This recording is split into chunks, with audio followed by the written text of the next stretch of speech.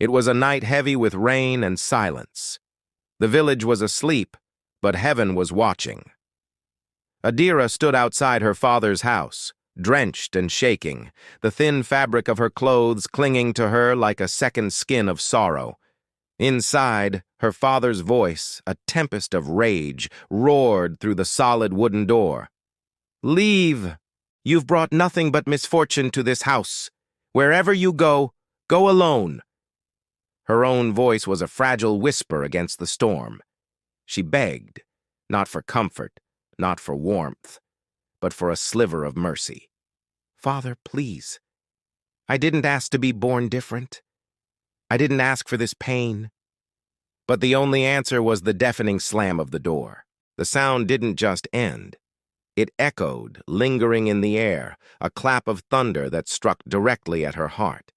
Her hope, already frayed, turned to her mother, a silent figure in the doorway, her face a mask of weary resignation. Adira searched those familiar eyes for a flicker of compassion, a whisper of love. Instead, her mother's words were stones, cold and heavy. "Your presence has become too heavy for us. Go. May your God help you."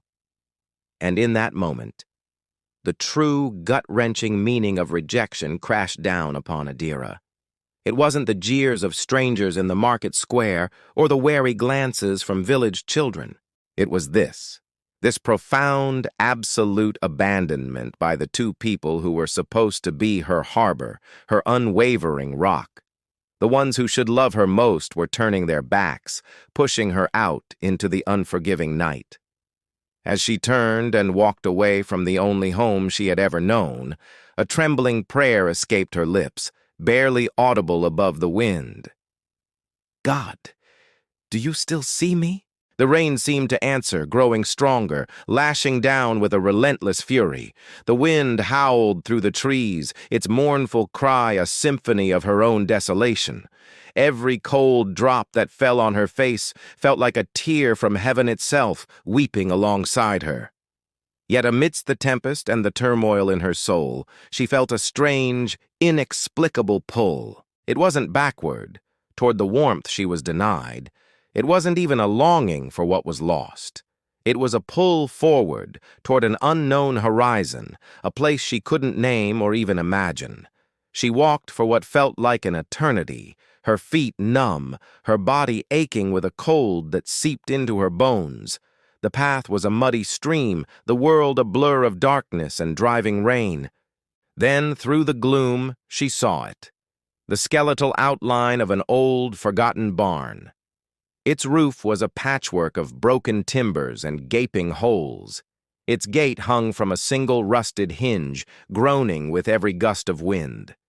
The silence that enveloped it was different from the village's. It was a deep, ancient quiet, a place that time had left behind. Hesitantly, she pushed the creaking gate and stepped inside, clutching the one thing she had managed to bring with her, a small, worn Bible. Its familiar weight in her hand was a tiny anchor in this overwhelming sea of uncertainty. The air inside was thick with the scent of damp earth and decaying hay. There was no bed, no flicker of a fire, only shifting shadows and piles of dry straw. But to Adira, it was a sanctuary. She collapsed onto a heap of straw, the exhaustion so profound it felt like a physical weight. Shivering in the cold, she opened her Bible, her fingers tracing the familiar words of Psalm 27, verse 10. She whispered them into the darkness, her voice gaining a sliver of strength with each word. "Though my father and mother forsake me, the Lord will receive me." She repeated it over and over, a mantra against the fear, a declaration of faith in the face of utter rejection.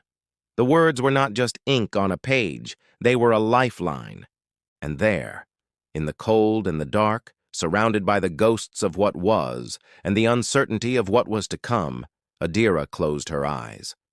The storm raged on outside, but within the fragile shelter of that broken-down barn, she finally fell asleep, held not by walls, but by his presence.